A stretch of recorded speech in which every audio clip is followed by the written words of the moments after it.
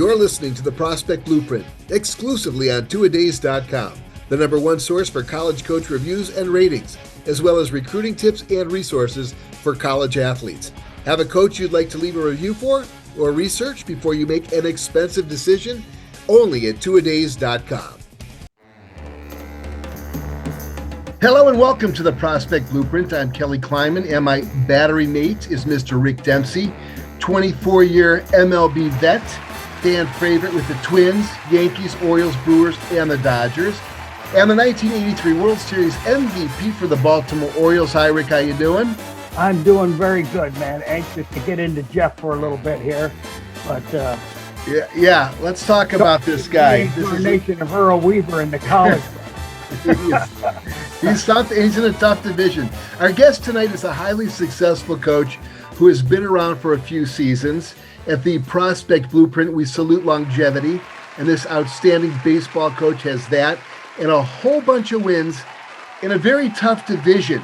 Jeff Forehand begins his 17th season as Lipscomb University baseball head coach in 2023 after being named the Atlantic Sun Conference coach in the year of 2022. Well, that's this year.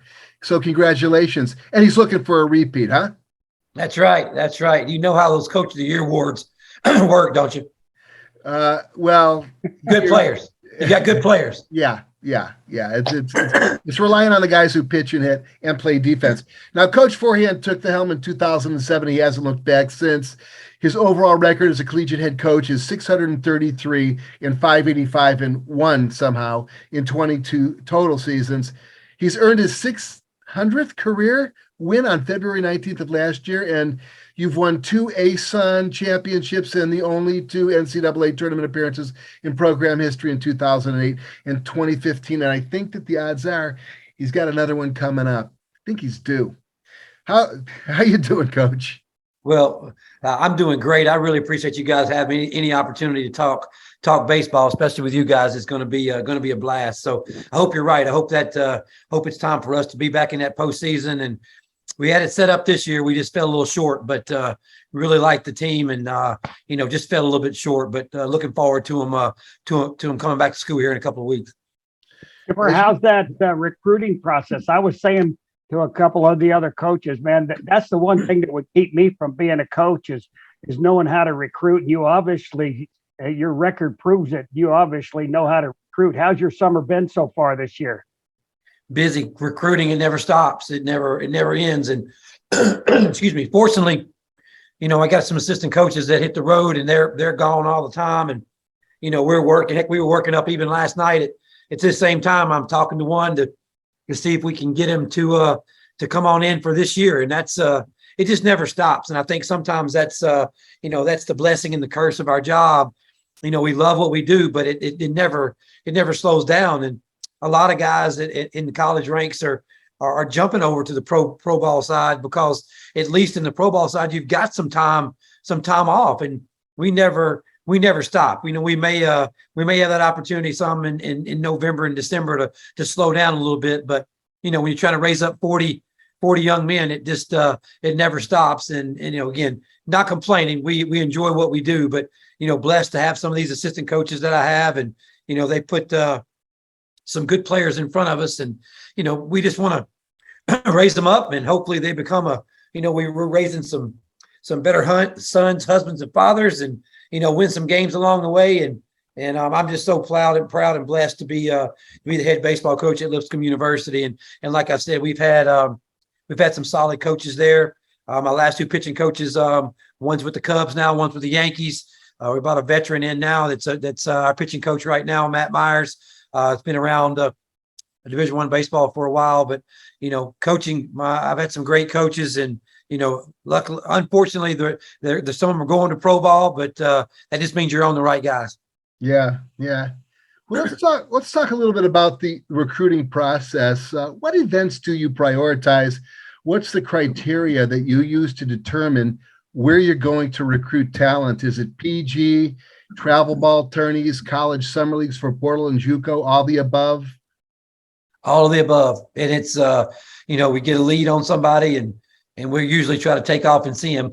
Fortunately, we're right here in Nashville, and my assistant coach, Brian Ryman, has run some tournaments called the Music City Classic for the last several years. And we're blessed that a bunch of teams come through here. So we get a great hub here. We do the perfect game events down in Atlanta. We're going to go everywhere that the big tournaments are. And, last week, my assistant coach just got back from the Futures games down there and looking at the prospect coming up in the next couple of years and even all the way down to the freshman class. So it just is a nonstop, and then now we got this portal thing, and I'm sure we want to get into that a little bit, but that's crazy. And that's a whole nother, added dimension to the recruiting.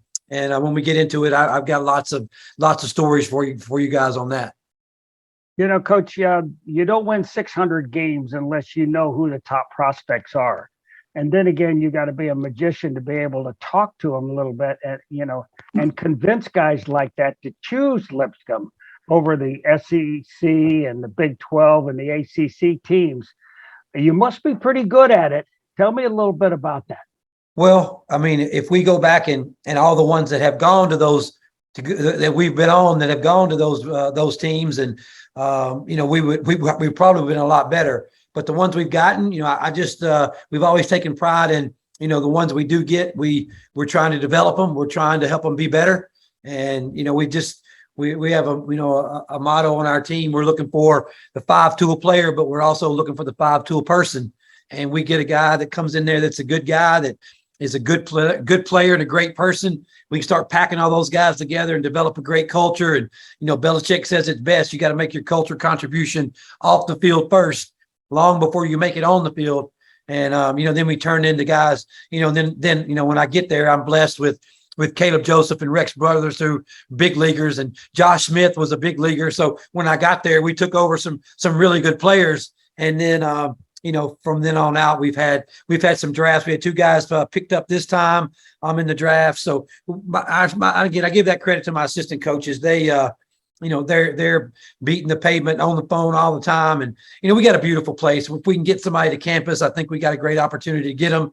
We always are playing a good schedule, on top of the good teams in the Atlantic Sun. For instance, this year we opened Notre Dame at home for 3. We got to go to Auburn for 3. We're at Mississippi State for 3. We got Georgia Tech, Louisville, Tennessee, and Vandy, on the non-conference schedule. And then on top of the other non-conference teams around Nashville that we play, Middle Tennessee, Tennessee Tech, Western Kentucky, Belmont, all good teams with a high RPI. And then we'll go right into the A-Sun play, which is always strong. And this year we're going back to playing everybody and not going to be in divisions anymore. So got a great schedule. So we win 35 games again next year. We should be back. Kelly, like you said, we should be back in that postseason. Yeah, that's going to be a tough schedule to get 35 games out of, but historically you've done it. You could easily do it again. Well, it's tough. I want to say it's easy to do that again, but if we don't get prepared to play those games early on and go in and play those Power Fives, and you can't get that RPI up, any other way. You got to be able to knock some of those guys off, and then they have some good seasons, and you look up and and you're in top 50 in the RPI, and you got a chance to make the NCAA tournament, even 100%. If you don't win your conference tournament. So it's there's a formula, all that too, and we study it as much as we can. But again, everybody in college baseball is good, and like I said, it doesn't matter if you're playing Mississippi State or you're playing, I'm not gonna name another team, but winning college baseball games is hard no matter who you're playing. So we think we got some guys coming back. We got some experience coming back, got some good players coming in. So hopefully we put ourselves in a position to hang in there with those big boys this time. Jeff, some of the things that have really sprouted out over the last couple of years are these showcases. How have you been able to handle the showcases? Is it good for your program? Yeah, it's good. I mean, you get any chance you get a opportunity to see guys play, but sometimes those showcases can fool you a little bit. You want to maybe see those guys' instincts and see him have a few at bats. But just watching a guy work out, you can see that too. You got a guy that can hit the ball a mile in batting practice, and then the game comes around and it's a little bit different. And you like to see those pitchers be able to compete. And again, we got TrackMan and all this data that tells us this information now, but if that pitcher's out there and he's throwing well, the batter usually tells you what's going on. Exactly. And if he's missing some barrels, then that's the guy we want to keep following. So those showcases are big, and the opportunities that we have now to see guys is just it's there all the time, and it's year round. And the NCAA did vote this year, made us take off the day before and after Father's Day, and the day before and after the 4th, to get us off the roads and just to make us spend some time with our families, because we all are nuts, and we're going to be, if there's a game going on, we're going to be at it somewhere, somehow. But they make us take some time off. And I do think that's good. But like I said, last week we're, hundreds and hundreds of coaches are down, watching the futures games and just trying to get prepared, not only for next year, but on down the line. And it just, if you don't have your list prepared, and that's the one thing about my assistant coaches, boy, we've got the list. So we just got to keep working. And, we got a commitment last night for a guy coming in 23. And that was great. I can't talk about that. That's against the rules, but we got a guy coming. I can't mention any names, but we got a commitment last night. So, we said it before, and it just, it's ongoing, and we just got to stay after it. Well, let's talk about the staying after it part. A lot of smaller D1 teams or I should say programs, are relatively strapped for funds and tend to recruit super regionally. And that leaves a lot of potential talent out there that you have limited or no access to, which beckons the question, what means do you have to ID talent that falls outside of your travel area that might not only be a game changer for your program, but for certain coaches might even grant them an extension down the road? Well, we're going to get there, and our school has blessed us. Our administration is great. We don't have the New York Yankees budget by any means, but if we need to get to a game, we're going to get there. And my assistant coach, I bet he's put 5,000 miles on the car since the season's ended. And those guys, like I say, are working hard, and school supports us. We're not eating bologna sandwiches on the road and sleeping in the back seat. We got the opportunity to be out there, and, again, school wants us to do well. So it's supported. And even if the funds get low, hey, we'll fundraise it up and get to where we have to get, because recruiting is the name of the game. There are so many great coaches out there, and, we all are working to coach these guys up. But, just like everybody else, you're trying to find the best of the best, and you coach them up, then you put yourself in a lot better position to have some successful seasons. So again, we're like I said, we're not the New York Yankees, but if it's going on, we're going to get to it. But you are in a heck of a town. Nashville's pretty nice. Well, let's discuss the paradigm. We could call it a paradigm shift, because it is a paradigm shift that's taken place in college sports, the transfer portal and the NIL. How does that affect your program as kids chase dollars outside of just scholarships and are willing to bail if they don't get playing time at the outset? Does this make you more inclined to scan JUCOs for more experienced players who can step right in and be less of a portal bail risk? And then what's going on with the NIL? Maybe the NIL hasn't really stepped in right now with baseball all that much, but where do you see that going as well? Well, that's where we are right now. That's the $1 million question. For us, for instance, going into this season, we did really well in the portal. And last season, when guys were coming in, the dollars weren't there with the NIL. We weren't quite paying them just yet.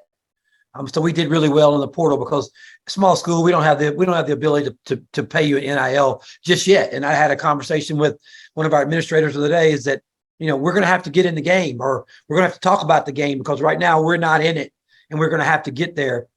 But going into at the end of not this past season, but the season before last, our two of our better pitchers decided to move on to the Power Five.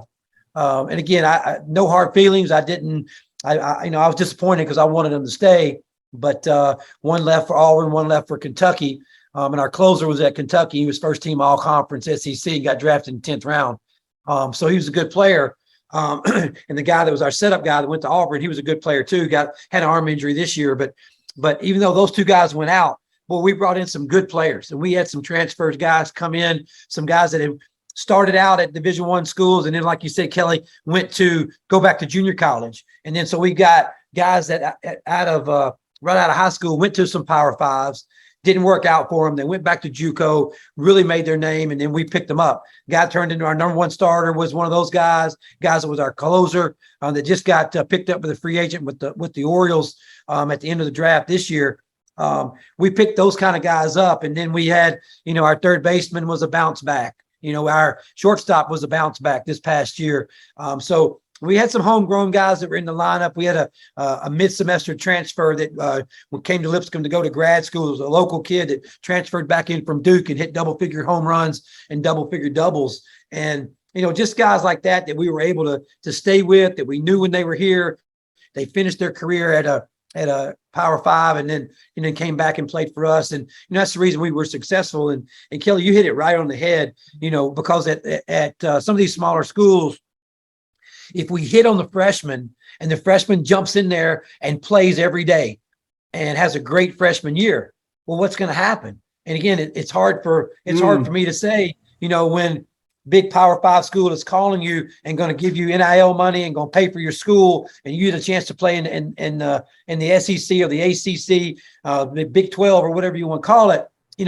It's hard for me to hold those guys back, because and I gave this example too, all of us mid-major coaches, if one of those teams calls us and wants us to be the coach at their school, we're probably going to be interested, because it's just so much to it. Right. But as far as the loyalty might go, again, I understand what's going on. And, some kids, several years ago, we had 3 kids in the Cape Cod League. We had the player of the year, pitcher of the year, and an all-star. And if we had this same situation, those 3 kids would have been put in a situation that would have been really, really difficult, because they would have had to choose loyalty, or they would have been playing at a big school, because they had really had some success for us as sophomores, and then to the Cape Cod League just tore it up. So they would have had some opportunities to do that. So this portal thing it's out of control. And I think it's something that we've got to get a handle on, or, amateur sports, Rick, going to be similar to what's going on in professional sports, because, so many guys are getting paid. And, again, in baseball, like you alluded to, Kelly, it's not as the money's not as deep in baseball just yet, from what I know, from what it is in football and basketball. But we do know that there are, some of the schools are able to pay some guys. And again, the sad thing about it is it's not illegal. Nobody's breaking any rules. It's just, some of the guys that have that opportunity. And if I had it, we'd probably be doing more of it as well. But at the end of the day, I think we got to get a handle on it if we're going to keep this, NCAA Division I only. If not, we're going to have to break it off more to NCAA Power Five, and then the rest of us that are competing in a different sandbox. Yeah, it's pretty crazy. I know of a meeting that took place today with a conference that has had some good ball. It's a big school. It's a big football conference. I don't want to give it away, but they're talking to the NIL guy over there, and there's literally millions being talked about for the baseball team. Yeah, that's for sure. I can imagine in the near future, a coach looks at a kid's metrics. He's hitting 400. He's got a 450 on base percentage. And he's got 250,000 Instagram followers. That the NIL guys are going to love that, because he's a brand ambassador at that point. Maybe it's a glove company. Maybe it's, somebody who wants to have the exposure to his following. It just changes the paradigm. That's why it's a paradigm shifter. Crazy. And we talked tonight, and I wish I had some suggestions on, what the remedy could be, and how we could bring this back to to where it was. But then again, I always think back at the NIL, and I talked to somebody the other day about it. And when Tebow was quarterback in Florida, when all those Tim Tebow jerseys were being sold, I just always thought that young man should have been able to get some of that. And I think about an NIL as, Tim Tebow goes and signs autographs. Somebody ought to pay him, a few $100s to go sign autographs, which he never did or never was able to do. And, you look at that from those type of players. That's what I think the NIL is. And it looks like to me, or feels like to me, it's just a whole nother side pot of money that is being set aside to help these kids, be at these schools. So number one, the 11.7 scholarships is a thing of the past when you're talking about all the money that's being put into it. If you give them the money, but use the money to pay for your school, and we'll give you some more money to be able to have an NIL deal. So the 11.7 is what we're still working with, and a lot of the mid-majors are, but there are some of them, some teams that are working, with a lot more than 11.7, because like you alluded to, we're talking about millions of dollars that might be out there and be available in an NIL deal. So we're not playing apples to apples right now, but hey, nobody's going to remember that when we go to Auburn, we go to Mississippi State, when Notre Dame comes in, and we go play at Louisville and Georgia Tech and Vandy and Tennessee. Nobody's going to remember that. And I'm not going to remember that. It's going to be game time, and we got to go. So we're going to take mine against yours and see what happens. And we may not have any NIL deals, but we're going to play hard. You need to get a gas house gang of players who feel they've been spited and they're angry and been disrespected. So when you go into those big schools, you kick their, sorry, Rick, I'm cutting into your time. But that's what I would do. That's right. But I don't have 600 wins. I don't have one. Coach, you can hear you're very passionate about winning. That's what I love about this interview today. It's a lot like Earl Weaver. He was so hell bent on the fundamentals of the game. Your record, it just says so much about you and your program. Let's talk a little bit about your ball club. How many guys are going to come back for next year? They're going to help you to compete a little bit more, win a few more ball games. What are you looking for in your recruiting? I bet I know all right now. It's probably got to be pitching, obviously. Right. But it looks like you're the whole package. The fundamentals of the game have to be played up there, because you don't compete like you compete at that level unless you have a strong fundamental ball club. You must press that. I've never had an opportunity to see you work in person, but I can tell by looking at all the numbers, you're a little Earl Weaver ready to rock and roll. Well, every day, that's my passion. I love when we get to go out there to practice, and just like you said, the fundamentals of the game. And I tell them all the time that the game tells you all you need to know, and you just got to watch it. And sometimes these kids are coming in with not enough knowledge for where I think they should be when they get to us. But again, I have this saying, you don't know till you know. And we had a guy one year before we started in the fall. He stole 60 bases in junior college. And he gets to first base. My first base coach said, "Hey, pitcher's 1-3 to the plate. He's 1-3 to the plate." And this guy stole 60 bags. So, maybe he said he was 1-4 or 1-5. So he should be stealing, right? When the pitcher's delivering the ball to the plate. And he came back, kept telling him he's 1-4, 1-5 to the plate. And finally, after the third pitch, he asked my first base coach, who was a 15-year major leaguer at that time, or a professional guy, played parts of 7 or 8 seasons in the big leagues. And he looked at him, he goes, "Hey, what's that mean?" And the kid stole 60 bags before he got to me and didn't know what the clock meant so those small things that we've got to start over with to start teaching them. And you don't know till you know. And then we get him going on that, and he becomes a base stealer, and everything's history. But he was doing it before he even knew what it meant and how to even do it. He was just faster than everybody. Yeah. So now, those small things, I just feel like we start from the ground up, and we get going, and we teach the outfielders their funnel and their fundamental, what they're doing out there, and the infielders. And we feel like if we can field it at 980, we can be in the postseason. We field it at 980 and pitch it the way I think we can pitch it. The offense will take care of itself.